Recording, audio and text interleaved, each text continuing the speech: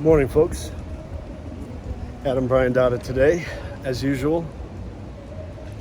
If you haven't watched my recent video on mouth breathing, nitric oxide, should go back, watch that first. If I remember, I'll put a link in the description, help you find it.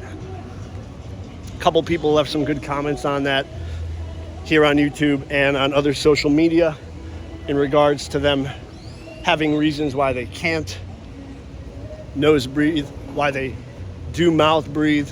Some people pointed to yoga and meditation in regards to how it appears to calm them down.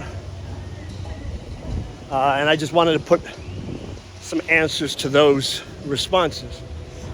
One of the nice things about nose breathing, strictly nose breathing, is, as I said, the nitric oxide boost that you don't get from mouth breathing. How that nitric oxide boost makes men more masculine. One of the side effects of not nose breathing, one of the side effects of not having nitric oxide production that crosses the blood-brain barrier and goes into your bloodstream, into your brain. One of the side effects of that, of not doing that, is anxiety, is depression in men.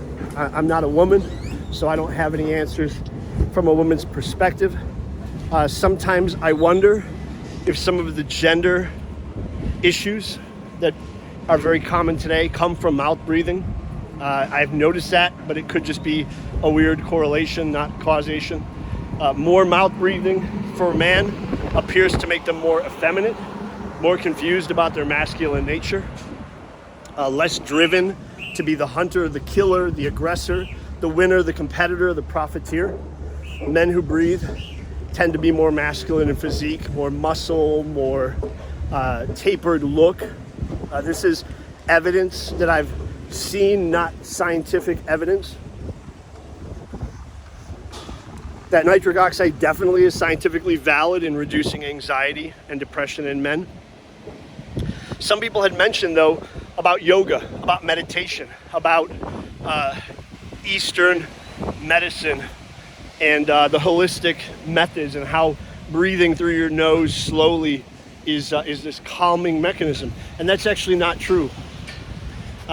Yoga and meditation and Eastern medicine are not about bringing peace to the world. It's not that. Buddha was not the peaceful man. The Buddhists are not peaceful people.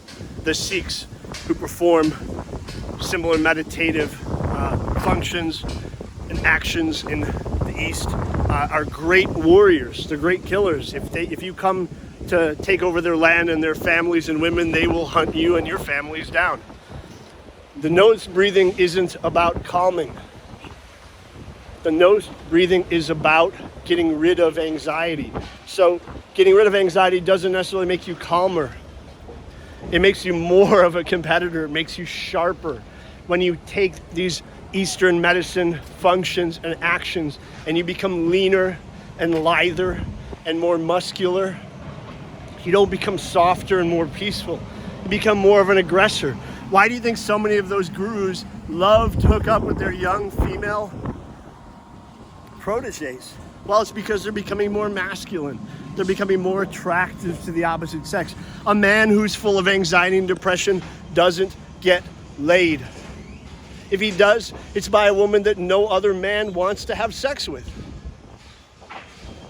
So when you take on this nose breathing, anti-anxiety, anti-depression mechanism, you're not becoming weaker, you're not becoming softer, you're not becoming calmer and nicer and sweeter.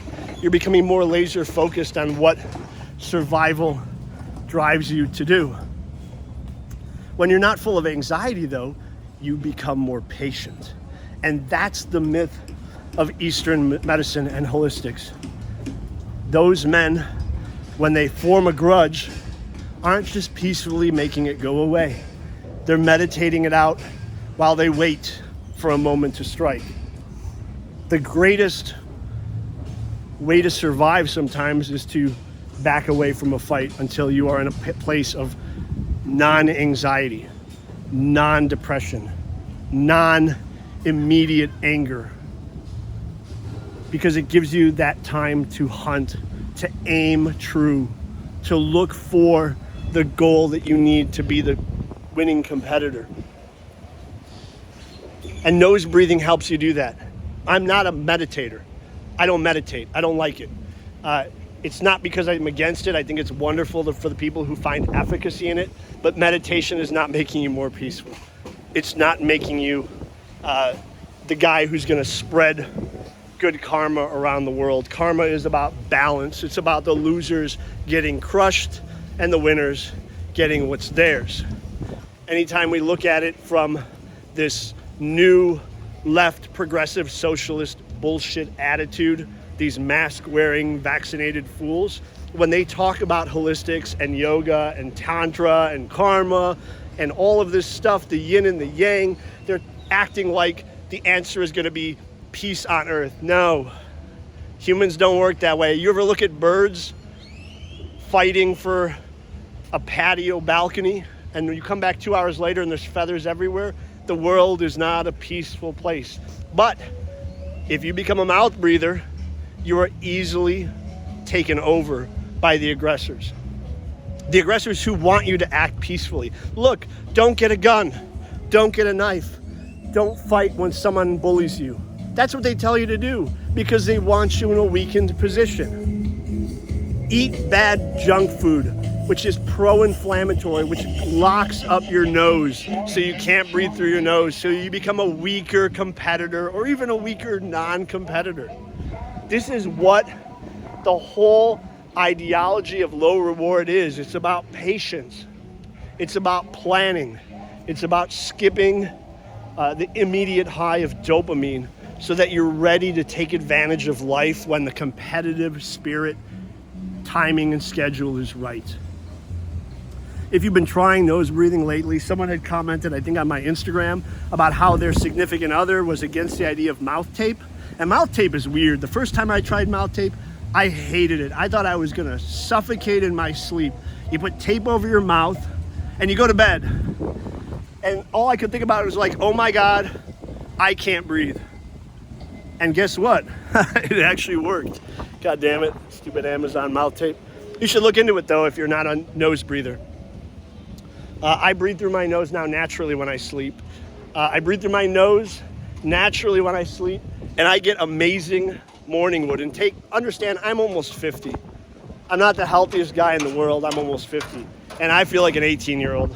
And in the moments of passion with a girl or girls, if you nose breathe while you're in that moment of passion, you're gonna find yourself stronger in every area. Try it. I'm not kidding you. If you take Viagra or Levitra or Cialis or whatever those drugs are, try reducing your dose, incorporating nose breathing throughout the day, incorporating nose breathing and mouth tape at night, and when there's a moment of passion coming up, you don't even have to be without clothes. Work on breathing through your nose and see what it does to the soldier. The saluting is better. Even if you're old, even if you're infirm, even if you're obese, even if you have a bad diet or no activity level, it makes a difference. And again, why? Why does it make a difference? It's not because we're meant to be a peaceful, docile, listen to government, listen to your forefathers kind of society. The men are designed to be men, to have masculine instincts, to have masculine desires, masculine drives, masculine goals. We are the competitors of the species. I'm not saying women can't do it, and more masculine women do it well. They do it well, but I'm not a woman, so I can't comment on it. If you're a masculine woman, maybe you can leave a comment here on wherever you're watching it and let me know if nose breathing has any efficacy for you. I'm very curious about it. Nitric oxide battles anxiety, as I said. Anxiety, when it's gone, gives people this idea that they're calm. They're not calm, they're just focused and patient. And those are really two of the tenets of low reward living.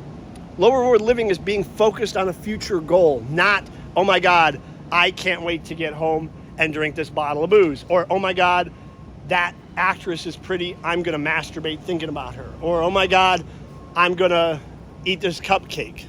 Low reward living is about waiting and saying, you know what, I can hold off. I don't need it right now. I can wait for something better. But you can't do that when you're a unfocused, high anxiety, high depression mouth breather. I'm actually curious if mouth breathers masturbate to porn more than nose breathers do. And I'm not against porn. I like watching the kind I make. I don't want to watch the kind someone else made. So there's nothing wrong with that. But I'm curious, if you're a mouth breather, do you watch more porn than someone who's a nose breather, if you're a man? Just curious. If you're working through not having the ability to breathe through your nose, try the mouth tape. That is super important. I'm actually really excited because the person who left the comment is really cool, and I'm glad that they brought it up. And I already suggested it to a couple people who bought it on Amazon are going to report back. So if you're going to try the mouth tape, report back. Don't be shy. Don't be embarrassed. Embarrassment is a sign of anxiety. Embarrassment is a sign of lack of confidence and charisma. Embarrassment is a sign that you're probably a mouth breather. I don't get embarrassed. I could do anything that other people would find foolish or laughable, and I will embrace it, maybe because I have a lot of nitric oxide going through my body. Who knows? But it's definitely one of the missing links in masculinity in modern society. Don't worry about diet. Don't worry about exercise. Don't worry about sleep right now. Focus on this. Just give it a couple of weeks. Check on in the comments below. Drop me an email. All of that good stuff, because I want to hear from you. Thank you for watching. I'm Adam Brian Dada, and this is part of the Low Reward Living video series.